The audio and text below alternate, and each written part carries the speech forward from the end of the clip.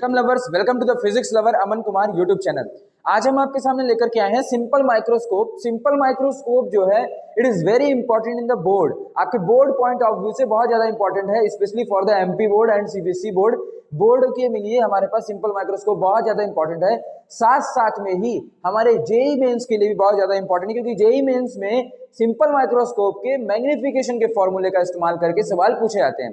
तो चलिए स्टार्ट करते हैं सिंपल माइक्रोस्कोप। सबसे पहले सिंपल माइक्रोस्कोप होता क्या है? सिंपल माइक्रोस्कोप जो होता है उसमें हमारे पास कॉन्वेक्स लेंस का इस्तेमाल किया जाता है।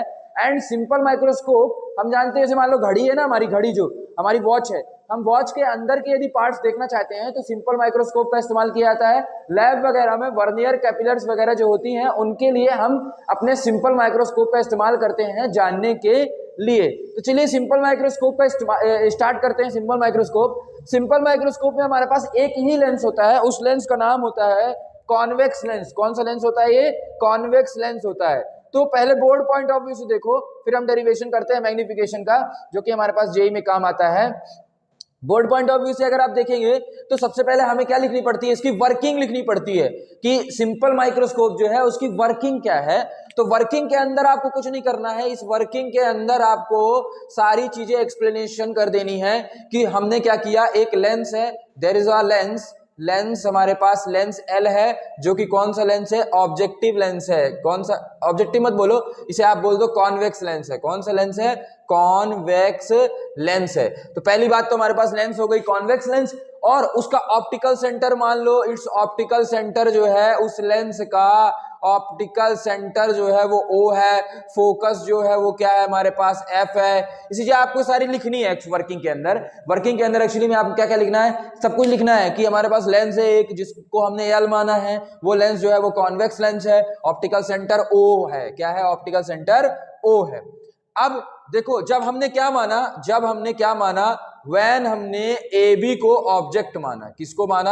आप थोड़ा चित्र की ओर बढ़ रहे हैं अपन, इसको आप ध्यान से देखोगे, अगर नहीं देखोगे ध्यान से समझना मुश्किल हो जाएगा। देखो पहले हमने क्या माना, इस चित्र को AB ये जो दिया हुआ है ना, ये वाला चित्र जो ये वाली लाइन जो है, this line is taken as a object. सबसे पहले हमने क्या माना है? इस AB को ऑब्जेक्ट माना है।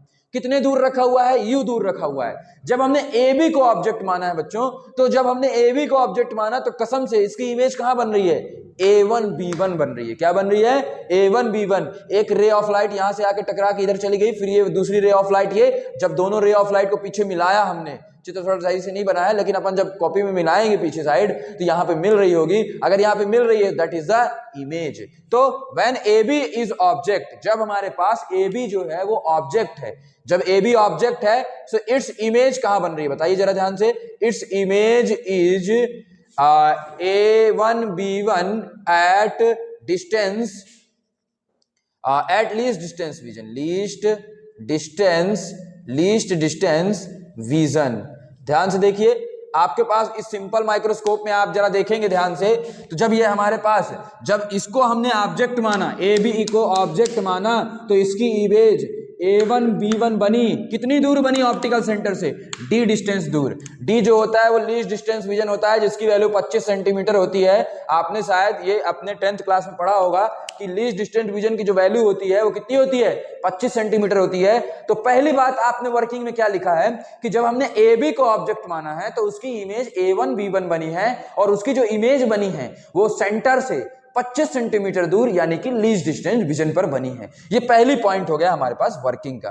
दूसरा हमने ये माना कि जब हमारे पास ऑब्जेक्ट है, और देखो, और तो ठीक है, तो ये हो गया। और एक चीज और उसमें इस सवाल में और क्या माना हमने ये माना कि जो एंगल बनाया जा रहा है, angle made bye image A1B1 on आई। आंखों में A1B1 के द्वारा जो एंगल बनाया जा रहा है उसको ध्यान से देखिएगा। ये A1 है, ये B1 है। इस ट्रायंगल को आप देखेंगे, अगर इस ट्रायंगल को, इस वाले, थोड़ा सा ध्यान से देखना है, इस वाले ट्रायंगल को अगर आप देखोगे, इस वाले ट्रायंगल को यदि आप देखेंगे, कौन सा? ये A1B1 वाली लाइन और ये B1 और O वाली लाइन, ये दोनों लाइन हो गई हमारे पास, और एक ये वाली लाइन हो गई। तो ये वाले ट्रायंगल को देख रहे हैं, कौन से वाले ट्रायंगल को? A1B1, B1 O और A1। इस ट्रायंगल में जो ये बीटा एंगल है, beta is the angle which is subtended by the A1 and B1 at the O point.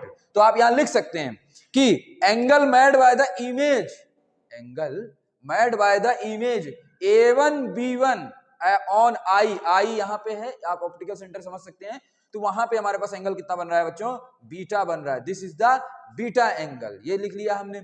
ये दूसरी चीजें हो गई। अब तीसरी चीज आपको वर्किंग में ये लिखनी है कि हमने दो बार ऑब्जेक्ट मान रहे हैं। एक बार ऑब्जेक्ट किसको माने, ए बी को माने, तो इमेज कहां बनी, A1B1 पर बनी। अब ऑब्जेक्ट किसको मान रहे हैं, A1A2 को मान रहे हैं, है ना। Now take object, now take object, now take object. अब आप क्या करें, ऑब्जेक्ट किसको माने, A1A2 को माने, जो कितनी दूर रखा हुआ है, which is at a distance, eight distance D. आपने अब क्या माना है कि आपने नया ऑब्जेक्ट माना है, इस नए ऑब्जेक्ट का नाम A2B1 है, A2A1 है, जो कितनी दूर रखा हुआ है, A2A1 कितनी दूर रखा हुआ है सेंटर से, सेंटर से रखा हुआ है D डिस्टेंस दूर। कितनी डिस्टेंस दूर रखा हुआ है, D डिस्टेंस दूर रखा हुआ है। जब ऐसी स्थिति होती है ना, तो उसकी इमेज जो होती है वो कहां बनती है, इन्फिनिटी पे बनती है। कहां बनती है इसकी इमेज, कहां बनेगी, इन्फिनिटी पे बनती है। अभी आपको बना के दिखा दूंगा मैं, इसकी इमेज कहां पे बनती है, इन्फिनिटी पे बनती है। इस डायग्राम में नहीं बताया हूं, लेकिन इमेज जो है वो इसकी इन्फिनिटी पर बनती है। दूसरा डायग्राम बनाते हुए अपन समझ लेंगे। देखो ये हमारे पास एक लेंस हो गया, और हमारे पास हमने क्या किया है कि जो ऑब्जेक्ट है उसको यहां रखा है। ऑब्जेक्ट जो है A1 और A2 जो ऑब्जेक्ट है हमारे पास, A1 और A2, इसको यहां रखा है।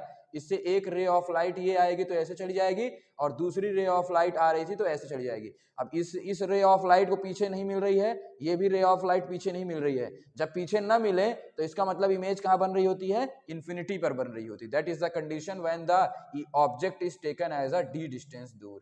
ये दूसरा कंडीशन का डायग्राम आप पेपर में बनाना चाहे तो आप बना सकते हैं कि this is the second condition when the object is taken at A1 and A2। ये दूसरी कंडीशन है जब हमने ऑब्जेक्ट को कहां लिया है, A1 और A2 पर लिया है। ऑब्जेक्ट को जब हम A1 और A2 पर लेते हैं, यानी डी डिस्टेंस दूर लिए हैं, तो जो उसकी इमेज बन रही है वो अनंत में बन रही है। ये हमारी दूसरी कंडीशन हो गई। That was all about of working. अब अल्फा क्या है, बीटा तो हमने बता दिया कि बीटा जो है वो B1 और B1 के द्वारा जो एंगल बनाया जा रहा है सेंटर पर, वो है। Alpha is the angle which is made by the, alpha वह एंगल है जो किसके द्वारा बनाया जाता है, दूसरे वाले ऑब्जेक्ट के द्वारा। दूसरा वाला ऑब्जेक्ट का मतलब क्या होगा, जिस ऑब्जेक्ट को हमने लीस्ट डिस्टेंस विजन यानी डी दूरी पर रखा था। ये ऑब्जेक्ट जो है ना, दिस इज द ऑब्जेक्ट, दूसरा वाला ऑब्जेक्ट। अब इस दूसरे वाले ऑब्जेक्ट के द्वारा जो यहां पे एंगल बनाया जा रहा है, दैट इज द अल्फा। ठीक है, तो आप इसको भी मेंशन कर सकते हैं कि alpha is the angle which is subtended by the A1 and A2 object which is keeped at a D distance दूर। अल्फा वह एंगल है जो किसके द्वारा बनाया जाता है, ऐसे ऑब्जेक्ट के द्वारा बनाया जाता है जो ऑब्जेक्ट डी डिस्टेंस दूर रखा हुआ है, डी दूरी पर रखा हुआ है, पोल से डी दूरी पर रखा हुआ है, उसके द्वारा हमारे पास ये बनाया जाता है। आपने आई थिंक यहां तक देखा होगा। चलिए ठीक है, चलिए अब देखिए मैग्निफिकेशन। देखिए मैग्निफिकेशन, मेन मुद्दा इसको पढ़ने का यही था कि हम मैग्निफिकेशन जान जाएं, मैग्निफिकेशन का फॉर्मूला जान जाएं।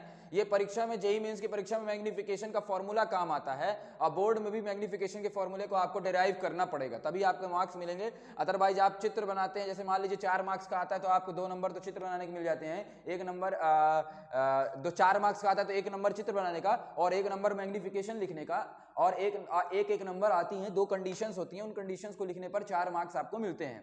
तो पहले अब दूसरे नंबर की ओर अपन बढ़ रहे हैं, मैग्निफिकेशन। मैग्निफिकेशन जो होता है, actually magnification is the ratio of beta by alpha.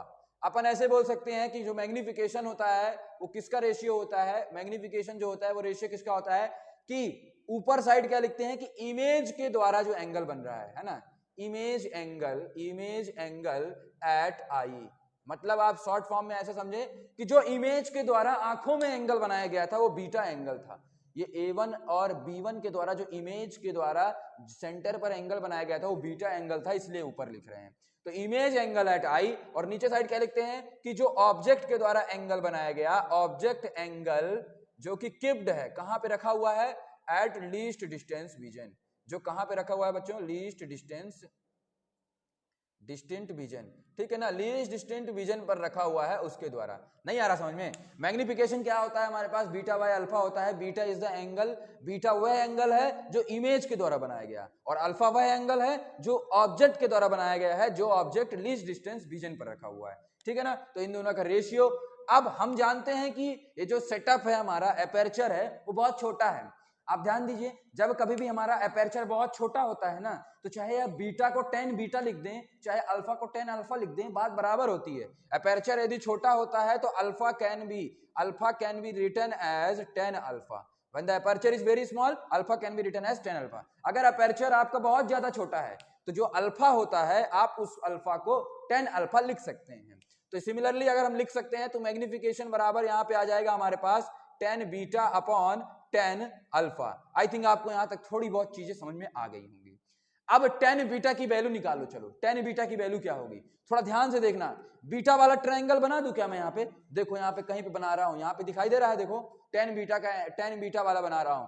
10 beta वाला जो एंगल है हमारे पास, वो बच्चों ऐसे दिया हुआ है। यहाँ पे बीटा बन रहा है, यहाँ पे हमारे पास O है, यहाँ A1 है, यहाँ B1 है। 10 बीटा बराबर होता है हमारे पास y बाय एक्स, यानी हमारे पास क्या होता है A1 B1 by A1, that is the 10 beta. This is the 10 beta. 10 beta की वैल्यू ये निकालते बन जाएगी ना, y बाय एक्स। और 10 अल्फा, अल्फा यहां बन रहा है तो इसमें ही y बाय एक्स कर दो। y बाय एक्स का मतलब हो गया हमारे पास इसमें कितना, A1 A2 बाय x की वैल्यू क्या दी है हमारे पास, OA1 दी हुई है। तो आपसे OA1 से OA1 कैंसिल हो जाएगा, तो हमारे पास क्या आ जाएगा ऊपर side, A1 B1 upon A1 A2, ठीक है ना। यहां तक आई थिंक आपको समझ में आया होगा। दैट इज द, हमने अभी तक कुछ नहीं किया है, सिर्फ मैग्निफिकेशन का रेशियो लिखा है। तो आपके पास क्या आ गया, ये 10 बीटा आ गया, 10 अल्फा आ गया। अब ध्यान दो, A1 और B1 की वैल्यू कहां से लिखी? A1 और B1 इसकी वैल्यू लिख पाओगे क्या, A1 B1 की? यार नहीं लिख पा रहे हैं।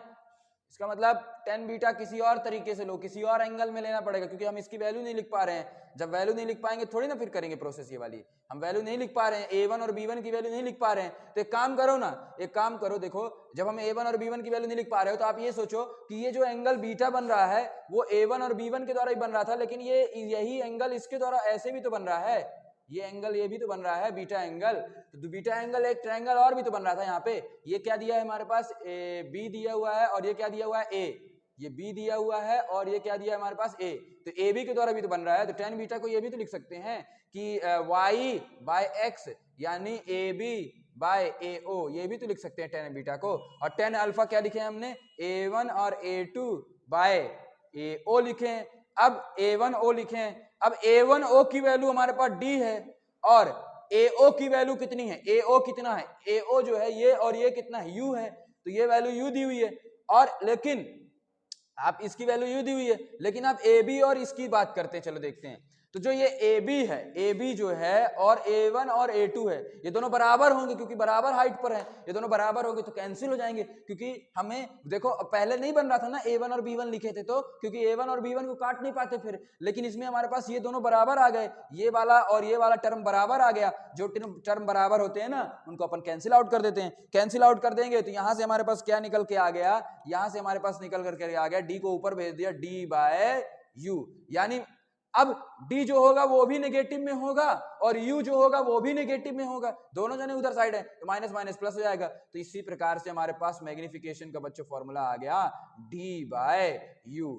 ये कब का फॉर्मूला आया है हमारे पास, ये किस कंडीशन में, विदाउट कंडीशन का फॉर्मूला है। मतलब सिंपल मैग्निफिकेशन का फॉर्मूला ये होता है। समझ में आया क्या किया हूं, 10 बीटा बाय 10 अल्फा किया हूं। 10 बीटा पहले मैं बड़े वाले ट्रायंगल में ले रहा था, तो मेरे से सवाल करते नहीं बन रहा था। 10 बीटा जब मैं बड़े वाले ट्रायंगल में ले रहा था ना, तो वैल्यू रख नहीं पा रहा था मैं। फिर मैंने क्या किया, छोटे वाले ट्रायंगल में 10 बीटा ले लिया, इस छोटे वाले ट्रायंगल में 10 बीटा ले लिया, और 10 अल्फा तो उससे ही लेना है, दोनों को डिवाइड किया, जो कट रहा था काट दिया, और उससे हमारे पास D बाय U मैग्निफिकेशन आ गया। चलिए अब दो कंडीशन देखते हैं अपन। मैग्निफिकेशन का फॉर्मूला क्या आ गया, D बाय U आ गया।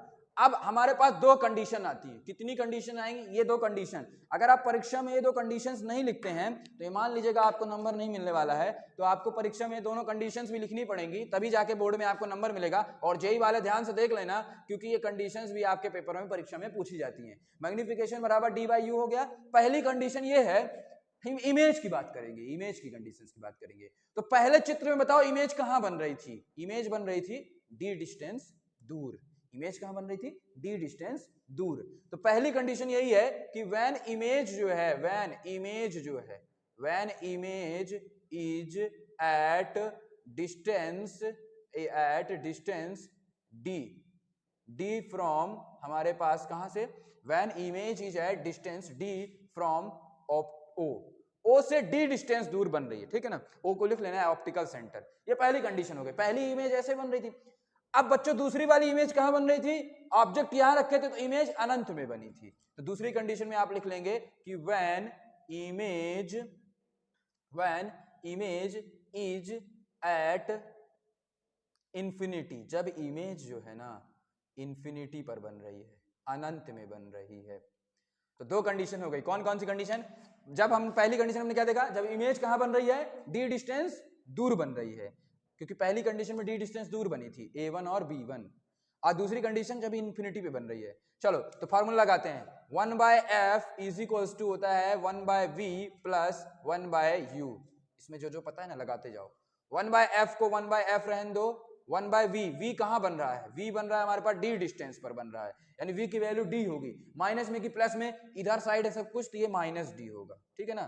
और u क्या होगा? u भी माइनस u होगा। अब हमें क्या निकालना है? d बाई यू की वैल्यू निकालनी है, यानी मैग्निफिकेशन निकालना है, d बाई यू की वैल्यू निकालनी है। तो एक काम करो, इसमें भी d का मल्टीप्लाई कर दो और इसमें भी d का मल्टीप्लाई और इसमें भी d का मल्टीप्लाई, दोनों तरफ d का मल्टीप्लाई कर दोगे तो d बाई एफ बराबर d by D minus d by D minus d by you, ठीक है ना। तो ये d बाई डी 1 आ जाएगा, तो 1 जब आ जाएगा तो हमारे पास 1 को इधर साइड भेज दो, ठीक है ना। नहीं आ रहा समझ में? तो अब देखो क्या हो गया, इस d 1 आ गया तो 1 को इधर भेज दो, तो हमारे पास क्या बन जाएगा यहाँ पे? d बाई एफ प्लस 1 बराबर माइनस d बाई यू। अरे मैग्निफिकेशन तो d बाई यू चाहिए था, यहाँ माइनस है, कुछ गड़बड़ है इसका मतलब। अच्छा गड़बड़ ये है कि ये लेंस है बच्चों, लेंस है, लेंस में यहाँ माइनस होता है। 1/f बराबर 1/u minus 1/v minus 1/u होता है। माइनस है तो माइनस माइनस प्लस हो जाएगा, माइनस माइनस प्लस हो जाएगा, माइनस माइनस प्लस हो जाएगा। तो d बाई यू को क्या लिख सकते हैं? मैग्निफिकेशन। यानी यहाँ पे हमारे पास मैग्निफिकेशन का फॉर्मूला क्या आ गया? 1 plus D by F. JE वाले सतर्क रहना, ये बहुत पूछा जाता है। तो बताओ मैग्निफिकेशन का फॉर्मूला बताओ, चलो बताओ मैग्निफिकेशन का फॉर्मूला कब हमारे पास? जब इमेज डी डिस्टेंस दूर बनती है तो मैग्निफिकेशन का फॉर्मूला आता है 1 plus D by F. It is a very important formula, आपको इसे याद कर लेना है, निकालना है पेपर में सब कुछ अच्छे से कंडीशन के साथ। तो इसका जो हमारे पास फॉर्मूला है मैग्निफिकेशन बराबर 1 प्लस डी बाई एफ।